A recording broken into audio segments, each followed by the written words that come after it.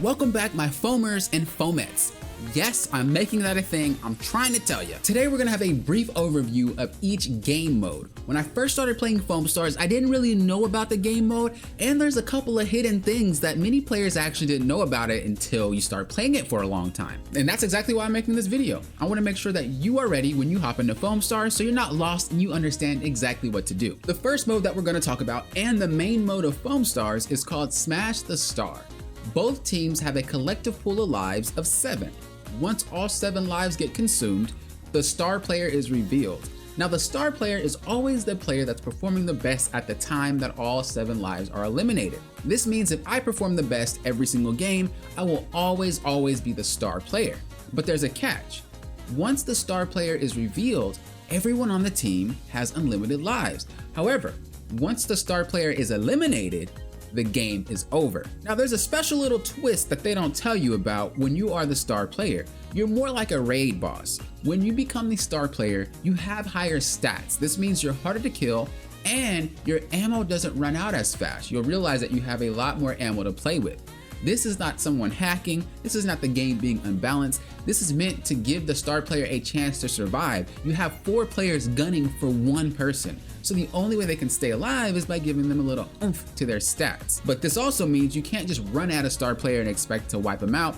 You're gonna have to be a little bit more strategic because again, they're kind of like a raid boss. The next mode we're gonna talk about is Rubber Duck Party. Now this mode is one of the favorites of a lot of players because you can dance. I mean, come on, you could be jamming. This mode is pretty much as simple as it gets. You go to the duck, which is basically a tower, you get on top of it, capture the point, and the duck starts to move.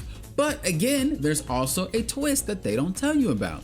The duck moves faster if you foam in front of it, but the duck slows down if the enemy foams in front of it. This is a great way to outplay the enemy team because if you can't hold the spot because your entire team is eliminated, just foam up the duck and it won't move that fast. However, if you get on top of the duck and you hold circle, then you'll be able to dance on it. If you fill up that bar, it's gonna get a quick dash and it's gonna be able to move faster.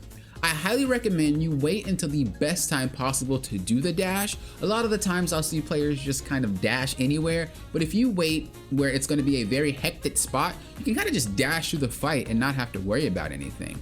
But the major thing that I want you to take from this is that you can slow the duck down or speed it up based off where you place the foam in front of it. The next mode we're gonna talk about is a mode that a lot of players struggle on.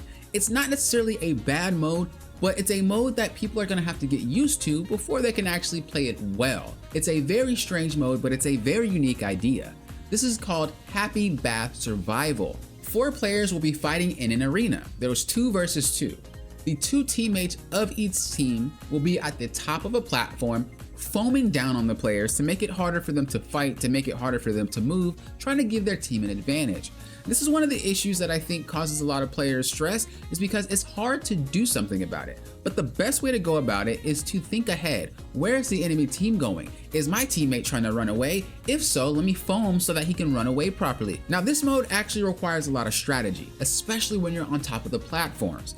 You also want to make sure you use your special abilities, which are going to be your L1 and your R1. Your L1 is going to put down a lot of foam, which makes it hard for the enemy to move.